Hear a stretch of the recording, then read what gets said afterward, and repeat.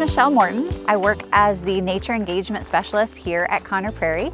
I work with the education team to facilitate and lead nature-based field trips and learning experiences for our guests. Before coming to Conner Prairie, I worked as an elementary school teacher for 17 years. We would love to welcome you and your students here on the Prairie to explore the hundreds of acres of natural areas. Today, I'd like to share some ways that you and your students can get outside to connect with nature at your school, regardless of the size or the location of your schoolyard. Time in nature can lower stress, build relationships, ignite curiosity, and lead to overall improvement in health. Research shows that outdoor play and experiences can be mental restoration. It can boost our immunity, our mood, and our connection to the natural world. Today, I'd like to share with you how time in nature can help foster identity for your students, can help build and enhance observation skills, can help your students take ownership of their own learning, and how students can build knowledge about the natural world by using different resources.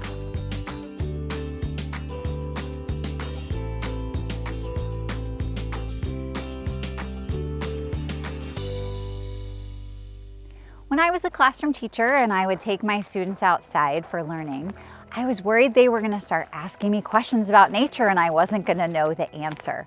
But then I was inspired by the Children's Outdoor Bill of Rights. Don't be afraid of not knowing the answers. You don't have to know everything about plants and animals to help children enjoy them. Half the fun is asking questions and building a sense of curiosity and wonder together. I also wondered, is time outside actually learning? Absolutely it is. The breadth of learning opportunities outside is incredible. There are ties to language development, math skills, of course science, life science, physics principles. We can also make connections to others through communication, collaboration, and problem solving. So I was wondering, is there nature at my school? I looked outside and all I saw was a dusty backstop and a few trees and cement planters and some bushes along the fence. But I quickly changed my mindset to see there was so much potential for my students to just get outside and explore nature. They were digging behind the backstop to find worms. They were comparing the barks of the trees. They were even hiding in the bushes and pretending to be birds. Rather than being in the mindset that nature is out there, we found that nature is right here. And that helped my students build their own connection to nature right at school.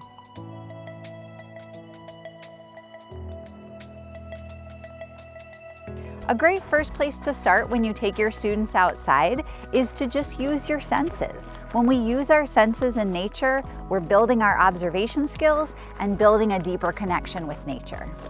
Head outside with your students and encourage them to use different senses.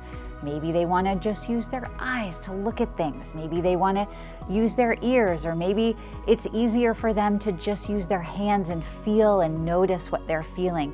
When we use different senses, we're activating different parts of our brain, and it's encouraging us to really experience and explore nature.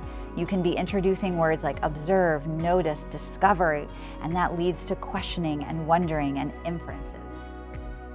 You could encourage your students to just focus on using one sense while they explore, and then another day, try to activate as many of their senses as they can. When we use our senses, it activates our brain in a way that's really powerful and helps us connect with nature.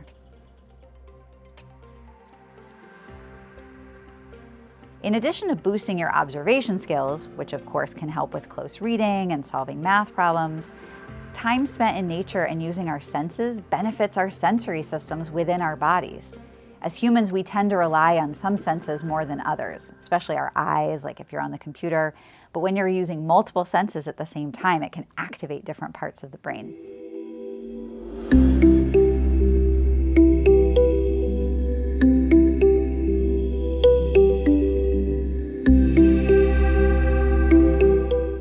Spending time outside with your students can help them build a sense of identity, especially their nature identity.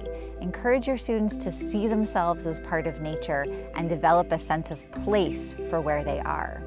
You might want to start with a sit spot. So encourage your students to find a place where they can just sit and observe. Encourage them to use their senses, perhaps jot or write or draw their observations in a notebook or in a journal. The important thing about coming to a sit spot is you come back again and again and again, perhaps at the start of every month or the beginning of a season. This way students can notice what's the same, what's different, compare and contrast their observations from each time they visit their sit spot. This helps them develop a sense of identity and nature identity because they feel connected to a place and they're going to care about that place. You can integrate art and creative thinking skills. Invite your students to create an image of themselves using found and natural objects. Intentional time in and with nature increases feelings of well-being and helps us foster a sense of identity. One thing you might want to do with your students is have them keep a nature journal. You could also call it a science journal or an observation journal, just a place where they can keep track of their observations throughout the year. You can get a big sticker and put it on the front of each journal, and students can decorate it with something from nature or science that inspires them. When I taught 4th and 5th grade, I always encourage my students to write the date on the top page of their notebook so we could keep track of our learning over time. We'd also put a title and make a table of contents throughout the year as well. With 2nd and 3rd grade, I would just encourage them to write the date and maybe a simple title or heading at the top of each page. And that way they had their own notebook as a place to keep their own thinking and observations. One activity I love doing to start the school year is an observation activity that really encourages deep and close observation of the natural world. So my students and I would go outside, we would collect sticks or rocks, and if the whole class was collecting sticks, they would think about why they collected the one that they did, why it was important to them. And then I'd invite them to sketch their stick in their notebook. And they could sketch, they could do words, they could do labels, however they wanted to show their thinking. It was a very open invitation. Later, we would gather together as a class. We'd put all of the notebooks out, open to the page where they had done their sketching, and then we would put the different sticks and rocks out as well. And I would encourage the students to try and match up the notebook to the actual object from nature. And so this invited a lot of conversation about how did you know that this journal entry went with this actual object? And from those conversations, we created class agreements on what a notebook entry might look like or what a journal entry could include. And by creating this together, all the students took ownership of that learning. When students have their own notebook as a way to track their thinking, they immediately take ownership of their learning, and it builds their intrinsic motivation as well.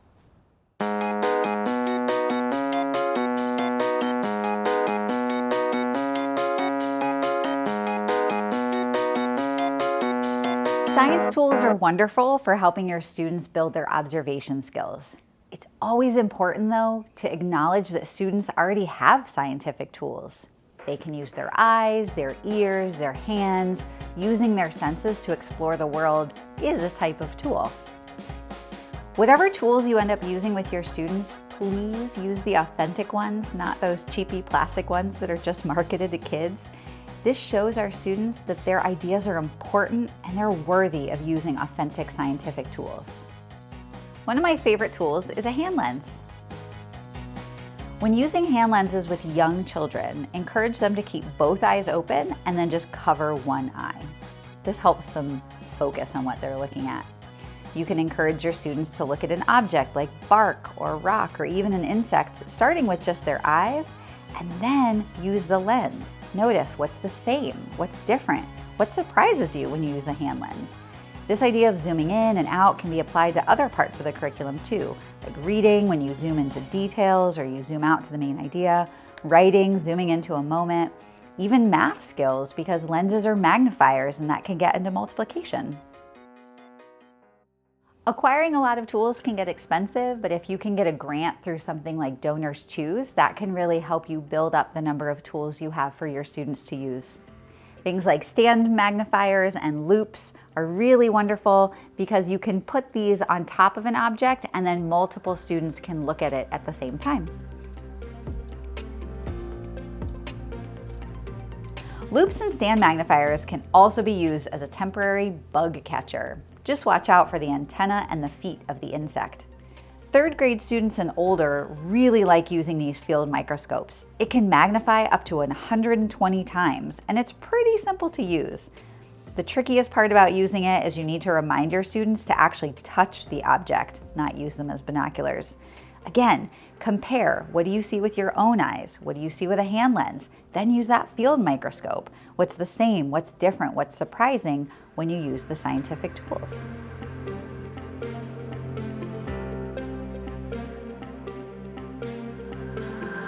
Another great tool you can use with your students are binoculars. These are some of my favorites because I love bird watching.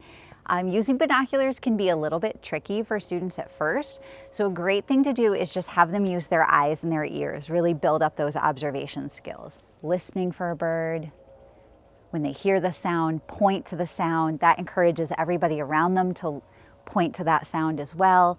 Noticing things like rustling in trees or movement in branches, really building up this deep observation skills and those deep listening skills as well. Once students are more comfortable with their listening and looking for birds, you can even have them just make binoculars with their hands and to really zoom in on where they see that movement coming from or where they're hearing the sound coming from.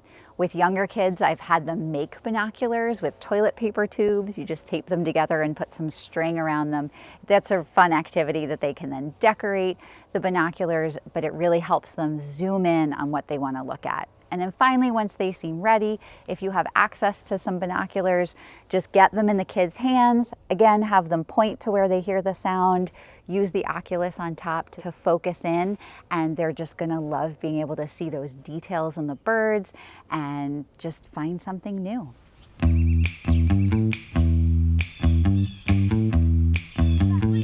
There are many other tools you can use when you go out exploring with your students. You might want to take along flashlights so students can look underneath objects or look at spider webs closely. Students can take along their nature journal or their science notebook so they can jot their discoveries or their questions or even sketch what they're observing. Another tool you might want to consider are monoculars. They're like binoculars, but a bit easier to use, and children love to pretend to be pirates with these. Some of my favorite tools are field guides because they can help with identification or reading more or even answering questions. This way, as the teacher, you don't need to be the expert. You can learn the information together with your students.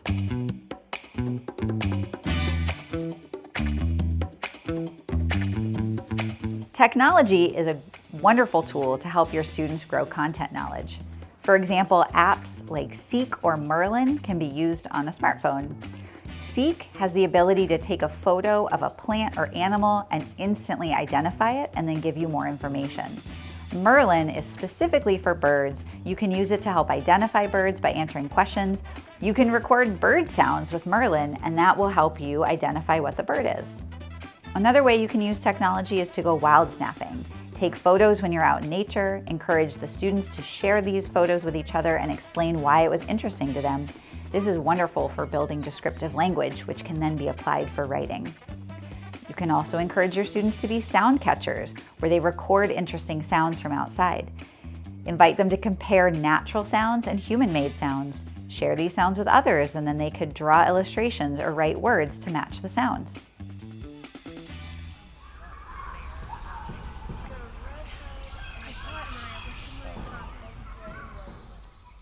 It's nice to have a dedicated space in your classroom for all of those natural objects that your students are going to be collecting, things that bring them awe or wonder or joy. Your class might decide to call it a curiosity cabinet or a cabinet of wonders or even a nature museum. And then you can invite your students to write museum quality labels to go with the objects that they've found. These objects that you and your students collect can be used for sorting and counting and even nature-based art. So that's building math and literacy and visual art skills. One strategy you can use with your students is to take an awe walk and find objects that inspire a sense of awe. Distribute small bags or baskets and encourage your students to collect items that they find. Be sure to have a conversation first about respectful collecting, so things only from the ground and no longer attached to trees or bushes. These awe walks invite students to lead with their own curiosity. They can name what delights them and what insights they're having about nature. It helps them build their own confidence, sense of well-being, and again, their sense of identity in nature. Amazing. Thanks so much for joining us. I hope you were able to get some ideas for how you can get outside with your students. When you and your students spend time in nature, you can also develop skills that connect back to our state standards. When they're observing and journaling and using descriptive language, that connects back to our literacy skills, math skills through magnification and multiplication, science skills such as life science and earth science, and even early physics concepts as students are exploring and playing out in nature. There's also skills to enhance lifelong learning, critical thinking, creative thinking, communication, collaboration, and more. Time in nature also has health benefits, both physical and mental health. It's important for our students and for ourselves. We'd love to have you visit us here at Conner Prairie. Teachers can always get in free with a valid school ID, and you can connect with us at connerprairie.org.